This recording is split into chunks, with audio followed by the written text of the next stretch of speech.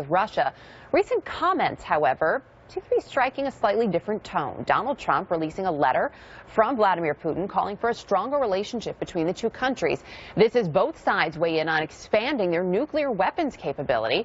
And as Trump tells NBC News that if necessary, quote, let there be an arms race. In that letter, Putin wrote, quote, I hope that after you assume the position of the President of the United States, we'll be able to restore the framework of bilateral cooperation. Trump responding with this. A very nice letter from Vladimir Putin. His thoughts are so correct. I hope both sides are able to live up to these thoughts, and we do not have to travel an alternate path. And it's that last line that got a lot of us thinking. We want to discuss now with Russian consultant Jill Dougherty, who is, of course, also CNN's former Moscow bureau chief. We're also joined by CNN political commentator Ryan Lizza, and we're bringing back Mike Baker, who is a former CIA covert operations operative. Good to have all of you with us. Jill, first one to you. When you hear that line, looking at this, so we do not have to travel an alternative path, it sounds like a bit of a line in the sand. How is that playing out in Russia and with Putin? I don't think that it's really being perceived as that. I think, President Putin, I'm sure, already knows that Mr. Trump will be doing a lot of tweeting, will be talking in short sentences, and it's not clear always what he means. So I don't think the Russian president is engaging on that level. I mean, his reaction was, President Putin's, was really pretty much, look, we want a good relationship. He was, in his subtle, kind of passive-aggressive way, saying that Russia, too, is strong. And anything you do, such as missile defense, we can penetrate. But if we have a good relationship and you're not an aggressor, the United States, then everything's going to be fine. So I think there's a bit of, testing and messaging, et cetera. But I do think President Putin is very happy that Donald Trump is in office and Hillary Clinton is not.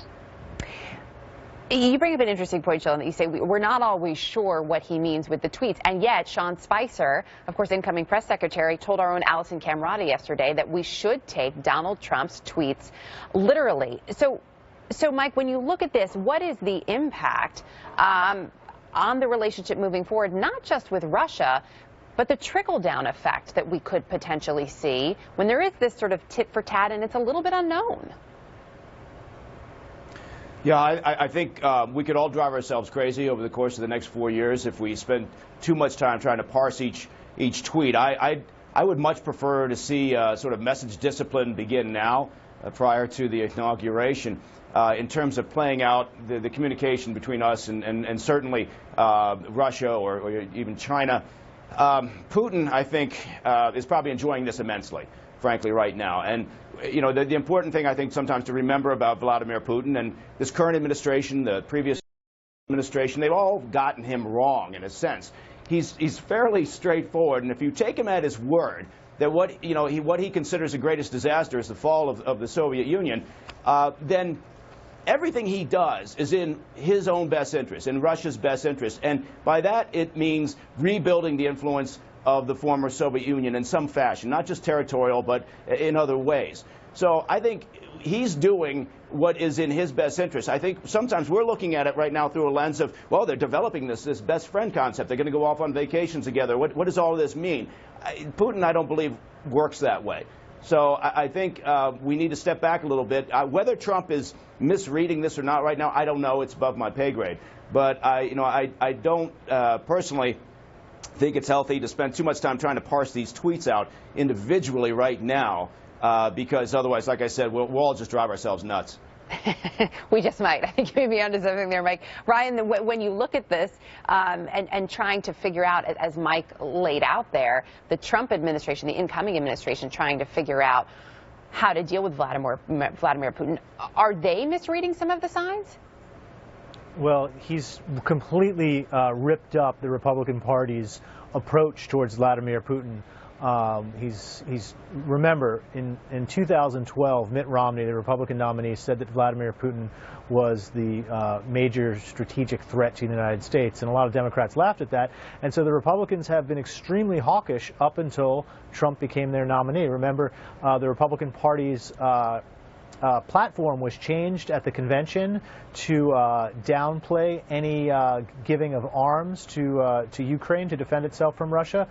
Trump has consistently praised Vladimir Putin. He actually called for him to hack Hillary Clinton's email, and he has sided with Vladimir Putin recently when Vladimir attacked Hillary Clinton and the Democrats, calling them sore losers.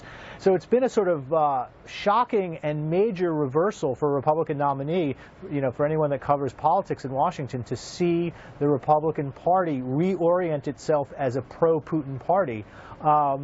And so I think what's going to be very interesting after January 20th, when Republicans control the House and the Senate and the White House, is how much of that fight plays out and how much of Trump's pro-Putin views control the Republican Party going forward, and how much pushback he gets from people like John McCain and Lindsey Graham and Marco Rubio, Republicans who have very strong anti-Putin instincts and do not like this reorientation of American foreign policy. So that's the fight to watch, and see if Trump shifts on that.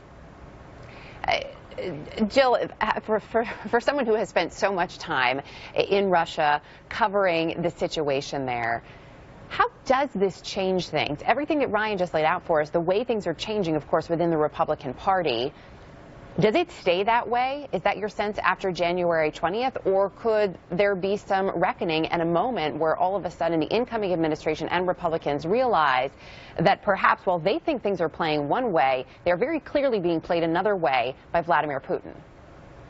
Yeah, it's complicated. I mean, I was just there a couple of weeks ago, and I think that there's a lot of hope that things will change, but nobody knows exactly how they will change. And there is, at least among the people, I'd say, in the Russian government, happiness about Trump, but also an awareness that he may not be able to deliver on what he says, or he may change his mind, or something else will happen. So especially President Putin, who I think reads Trump pretty well. I think he's taking off a good 25% of what Trump, maybe 30% of what Trump says off the top, and just trying to go with this very, let's get along, let's have good relations, and see how it plays out.